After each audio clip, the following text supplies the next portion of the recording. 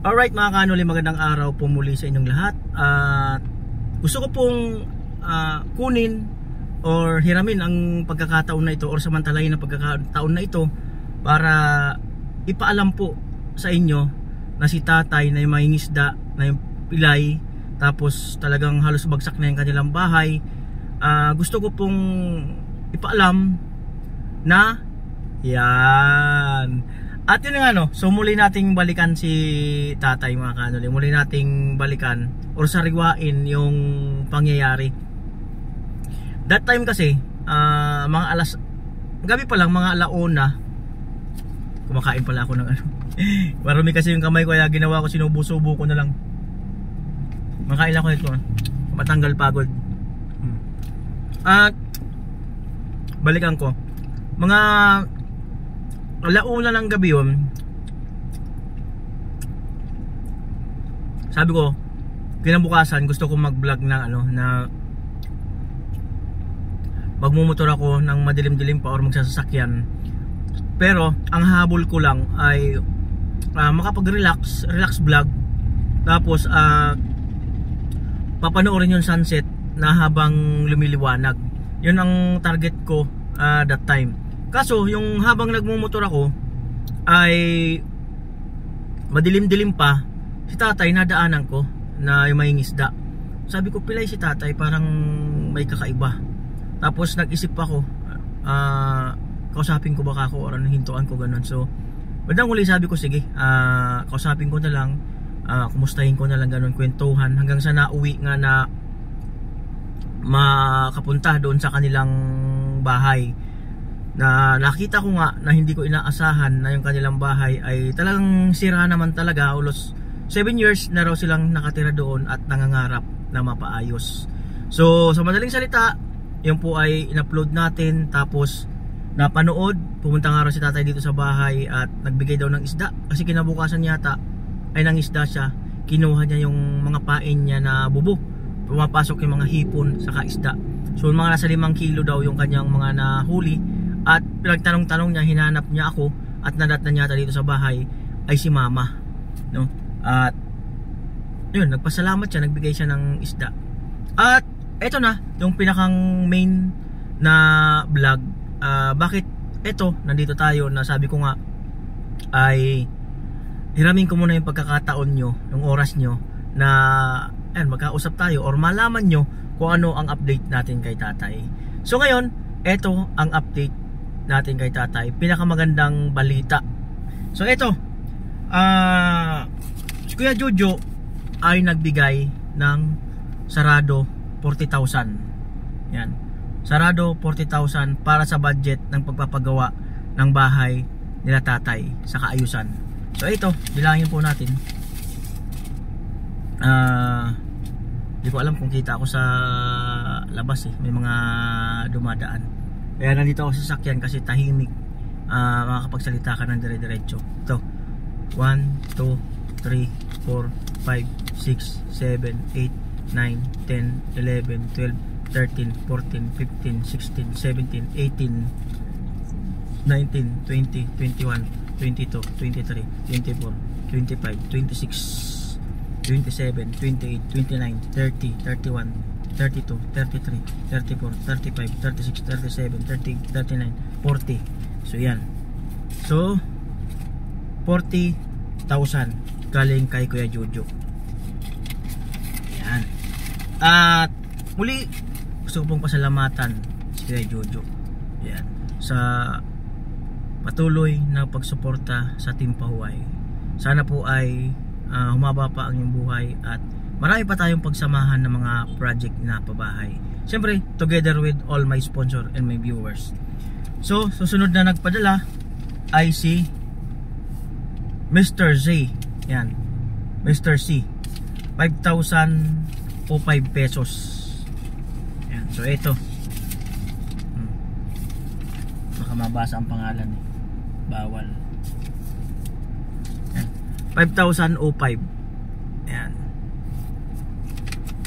Ito 1, 2, 3, 4, 5. Yan, 5,000 and 5 pesos. So andito ang 5 pesos. Yan. At syempre, gaya ng ano ay salamat. Ay, mga dumadaan. Salamat muli ay Mr. and Mrs. Z. Yan. Ito first time na sponsor ni Kuya Noli. So dahil nakarelate siguro kay tatay, so eto, salamat po muli Mr. C. Yan. At isa pang sponsor na napakatagal ng sponsor ni Kuya Noli, na halos lahat ng project ko ay sinuportahan nila. Mula nung mag-umpisa akong mag-charity sa Burias Island hanggang ngayon, almost 3 years ko na silang kasama sa pagbablog. Sa lahat ng project, lahat ng aspeto, kasama ko sila. Yan. Talagang mahaba na ang pinagsamahan namin ni Kuya Cesar at saka ni Ate Merita, ang kanyang asawa. Napakahaba na ng pinagsamahan naming mga project. Lahat ng project ko ay sinuportahan nila. Ayan, sana po ay Ate Marita, Kuya Cesar, ay congratulations sana all na lang talaga. Congratulations sa bago mong BMW car na sinend mo pa sa akin yung picture. Congratulations, sana all na lang talaga. Ayan. At kaya ho kayo, isa rin kayo sa pinagpapala dahil sa napakarami nyo na pong naitulong sa ating mga kababayan. So ito ang ibinigay ni Ate Marita ni Kuya Cesar, 16,677. Ayan. Yan po. Yan. 16,677. At ito po. So ito 10,000 to. Tagi 100. Tapos may 200 na buo. 10,000. 10 11 12 13 14 15 16,670. Yan. So yan po ang hawak nating cash para sa magiging pabahay project natin kina nanay at tatay. At gusto ko siyang gawin na maging madali para makalipat agad sila, no? So abangan nyo ang kasunod na vlog neto, ang pagpunta sa kanila at ang pagsorpresa na ipapaalam ko na magagawa ang kanilang bahay. At syempre ay tingnan natin kung diretso na sukat, pagsusukat ng kanilang bahay. So palakpakan naman natin ang ating bawat isa. Yan, mga viewers, all sponsor, ayan, palakpakan po natin. So ang total na hawak natin na cash galing kina Kuya Jojo, Kuya Cesar, Ate Marita, Mr. C, 61,682. Yan, 61,682. Yan. At syempre ay pasalamatan ko rin ang ating iba pang mga katuwang, mga sponsor. Ayan, Kuyang Emmet, ayan, Kuya Neil, Kuya Luis, Kuya Cesar, Mr. Anonymous, Ate Melody, Kuya Edwin, Mr. WhatsApp, Mr. B, Mr. Marines, ayan, Kuya Obet. Salamatan natin ang ating Ate Eva, ayan, Miss Japan, ayan, salamat sa inyo. Sino pa ba? Ayan, Kuya Albert, Widow Shan, hindi man Window Sun yun eh, na mali ako ng pronounce naman yan.